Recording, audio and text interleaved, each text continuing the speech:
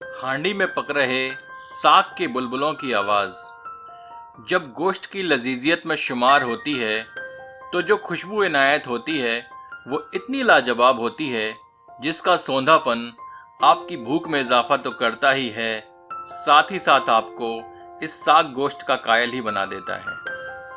तो चलिए इस रूहानी जायके से रूबरू होते हैं। शुरू करते हैं मुल्तानी साग गोश्त की नायाब रेसिपी। इस चैनल को सब्सक्राइब करना ना भूलें और नए अपलोड के नोटिफिकेशन के लिए बेल आइकन टच करें। इस रेसिपी के लिए हमें आधा किलो बकरे के मांस की आवश्यकता है, जिसमें हमने नल्ली, चाप और बोनलेस बोटियां ली हैं। ये 300 ग्राम पालक है, जिसको 2 से 3 बार हमने पानी से धोकर रखा है। इसे खौलते पानी में 1 मिनट उबालते हैं, यानी ब्लांच करके निकाल लेते हैं। फिर ठंडा करके इसको बारीक पीस लेते हैं। इस साग के पेस्ट को एक कटोरे में निकाल लेते हैं। ये 2 मीडियम आकार की प्याज को हमने स्लाइस में काट लिया है, जो कि कटने के बाद 150 ग्राम के लगभग होंगी। ये 50 ग्राम छिली हुई लहसुन की कलियां हैं, 5 से 6 हरी मिर्च और 20 ग्राम अदरक का टुकड़ा है। इन्हें एक खलमूसर में डालकर कूट लेते हैं। थोड़ी थोड़ी मात्रा कूटें, फिर मात्रा बढ़ाते जाएं। ऐसा करने से सामग्री अच्छी तरह से कूटी भी जा सकेगी और उछलकर खल से बाहर भी नहीं गिरेगी। पिसे मसालों में हमें आधा टीस्पून हल्दी पाउडर, 1 टीस्पून जीरा पाउडर, 1 टीस्पून लाल मिर्च पाउडर, 1 टीस्पून धनिया पाउडर और आधा टीस्पून गरम मसाला पाउडर की आवश्यकता है। इसके साथ ही साथ हम स्वादानुसार नमक भी ले रहे हैं। साबुत मसालों में हम 1 तेजपत्ता, 1 टुकड़ा दालचीनी, 4 से 5 लौंग, 8 से 10 काली मिर्च, आधा टीस्पून साबुत जीरा और 1 बड़ी इलायची ले रहे हैं। अब एक बर्तन में आधा कप कच्ची घानी यानी कोल्ड प्रेस्ड सरसों का तेल गर्म करते हैं। इसमें तेज पत्ता, दालचीनी तथा अन्य साबुत मसाले डालकर 1 मिनट तक गर्म करते हैं, ताकि इनका अर्क तेल में समाहित हो जाए। फिर प्याज की स्लाइस सम्मिलित करते हैं। इन्हें तेज आंच पर 2 मिनट भूनकर आंच मीडियम कर देते हैं, जब तक कि यह हल्के गोल्डन कलर की न दिखने लगे। प्याज अच्छे से भुन चुकी है। अब इसमें कुटे हुए अदरक, लहसुन और हरी मिर्च शामिल करते हैं।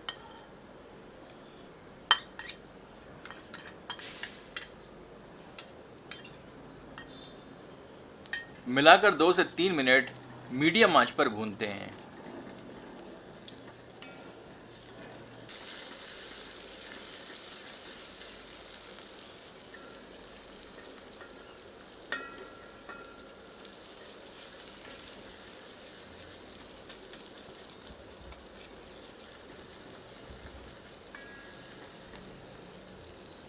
अब इसमें बकरे का मांस शामिल करते हैं।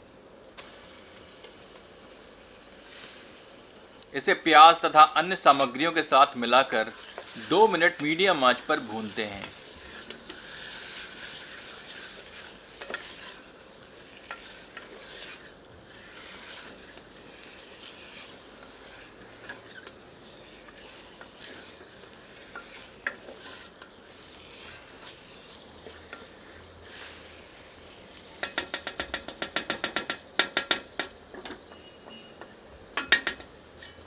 फिर ढककर 5 मिनट धीमी आंच पर पकाते हैं।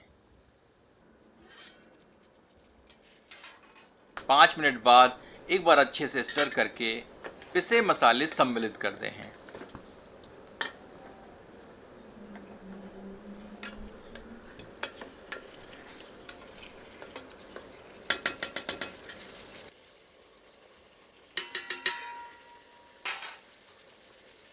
अच्छे से मिलाते हैं ताकि सारी सामग्रियां मसालों के साथ अच्छे से मिल जाएं।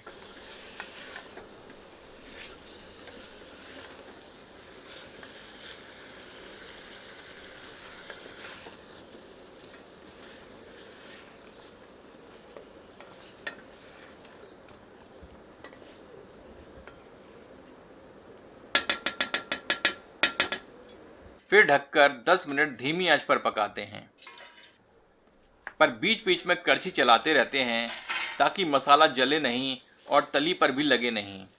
अगर ऐसा हो तो पानी के थोड़े छींटे मार दें और 10 मिनट पूरे करें।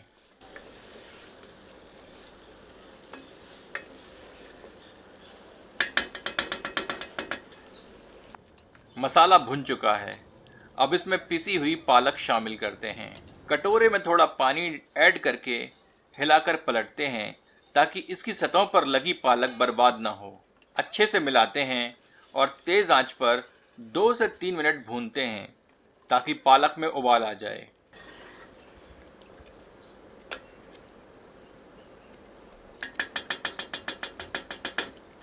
अब इसे ढककर 10 मिनट तक धीमी आंच पर पकाते हैं। आप देखेंगे कि पालक का सारा पानी लगभग सूख चुका है और इसने पककर तेल छोड़ दिया है।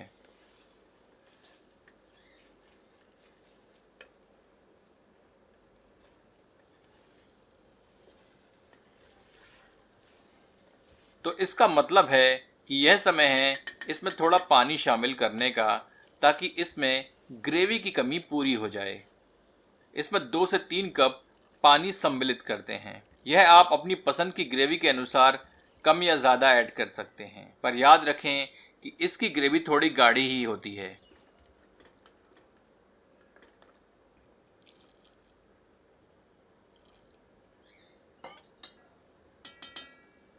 आंच तेज कर दें और ग्रेवी में उबाल आने दें।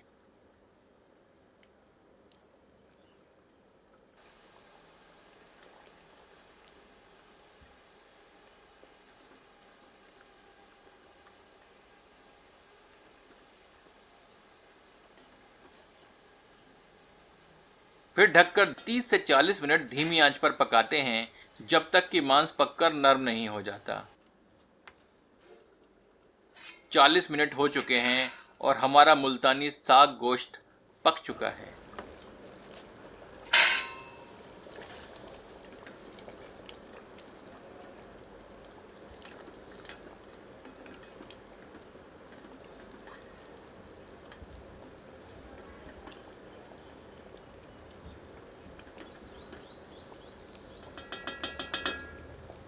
गैस बर्नर बंद कर देते हैं और इसे 15 से 20 मिनट ढककर छोड़ देते हैं ताकि इसका स्वाद और निखर जाए। आप देख सकते हैं कि इसकी रंगत में इजाफा हुआ है और इसकी ग्रेवी का गाढ़ापन भी एकदम दुरुस्त है। चलिए इसे गर्मा गर्म सर्व करते हैं। इसका लुत्फ आप अपनी पसंद की रोटियों से उठाएं। यह एक निहायती लज्जतदार और नायाब व्यंजन है। तो नोश फरमाएं मुल्तानी साग गोश्त अपनों के साथ। अगर आपको ये वीडियो पसंद आया हो तो इसे शेयर करके हमारे चैनल को ग्रो करने में सहायता करें।